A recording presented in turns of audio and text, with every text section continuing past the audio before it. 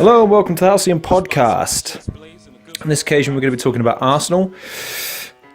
Very, very quick this one, because it's something that I've observed over the course of the last few days, having gotten involved in the, shall we say, ongoing transfer saga that isn't. To very quickly summarise the situation, Arsenal have come into somewhat of an injury crisis recently in defence. After last season, they're also lacking somewhat in their attack, specifically a centre forward, and a lot of people have been crying out for them to sign players. Now, while I don't actually disagree with the idea that we need to sign players, what I do disagree with is the way that it's being reported and then subsequently peddled to us as the consumers of the media. If you take Sky Sports Sunday Supplement, or their Soccer Saturday panel, over the last couple of weeks they've been lambasting Arsene Wenger for his inability to be able to get a deal done. Specifically citing people like Charlie Nicholas and Paul Merson, who keep throw money at the deal, throw money at it, get it over the line, get it done, I don't understand why, Right, okay, fantastic. Excellent points of view all round from two ex-Arsenal players. As of today, we are currently in negotiations for Mustafi, a German centre-back from Valencia, for around about 30 to 35 million pounds for a transfer fee, and Lucas Perez, a centre-forward / right-winger from Coruña, I believe. I could be wrong on that one, but from both from the Spanish leagues, both slightly overshadowed by other players within the leagues, but they both, they don't play for Barcelona and Real Madrid, hence why they're slightly understated. Now, my problem isn't with buying these players. They both seem like decent signings, not world beaters, but again, Arsenal have not lacked for those. It's just the strength in numbers. We teeter off towards Christmas time. Over the course of February and March, we absolutely implode. And then during the course up until May, June time, we get back into the game. We finish off the season quite strongly, leading to some optimism for the next season. Now, this transfer market, we got our deals done relatively early. Xhaka is a great player, absolutely fantastic. If I'm putting money on anyone to be captain in the next 3 years, it's him. Now, my problem isn't necessarily with the fact that we haven't signed the players that we've needed to up until this point.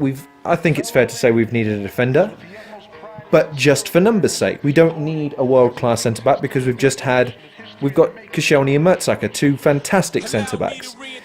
The problem here is with the pundits' reporting of the situation. Now, literally a week and a half ago, the story was Arsenal aren't signing anybody, he's an idiot. Arsene Wenger is an absolute fool. Today, as of a few hours ago, the story is Arsene Wenger is an idiot, he's overpaying for these players, he's panic buying. Now, the point of this podcast is to relay a point I relay to a lot of people I speak to in the real world, which is, don't believe everything you read, form your own opinion, and stop basing your own opinion on the reports of the media that they're fed to you.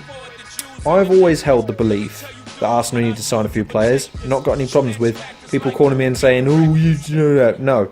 I've also questioned Wenger at times. As a fan, I want to see Arsenal succeed at any cost. But I also respect the man. I don't preface my argument with, listen, I respect the hell out of Wenger. I think he's great. But allow me to give you 55 reasons why I hate him and I think he's a fucking idiot.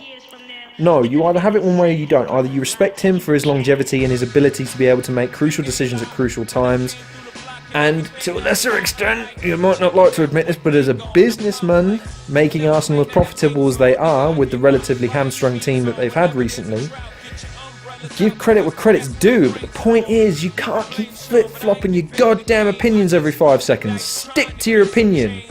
If you think Arsene Wenger is a genius, then fair enough. You can still take criticism. I'm not saying you have to sit there and defend everything he does, but in the space of a week, the opinion has changed from Wenger from being an idiot for not signing anybody to now he's signing somebody, he's paying too much money, he's panic buyers, oh, it never amounts to anything, No, I'm sorry. He's making the acquisitions that we need. The only thing I would say at this point, and this is probably differing to everyone else, is the Lucas Perez is a great addition. I still think we need a world-class centre-forward. I don't understand why we didn't go after Romelu Lukaku.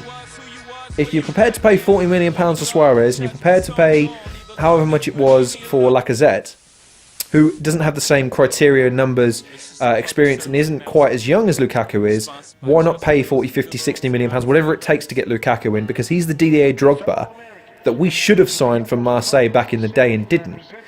Yes, you're not going to get him for pennies, but you can afford to pay for him these days. Anyway, in summary, I'm imploring the Arsenal fans of this world, I'm imploring you now, look beyond the headlines.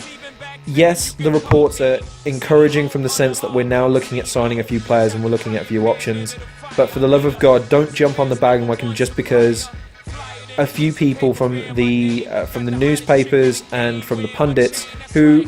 The other point I was going to make, and I'll hold off and make a proper podcast on this at some point, is the pundits who go absolutely off on them. We've seen recently a few pundits go into coaching roles. How many are still coaches? I'm sorry, but these pundits are pundits for a reason.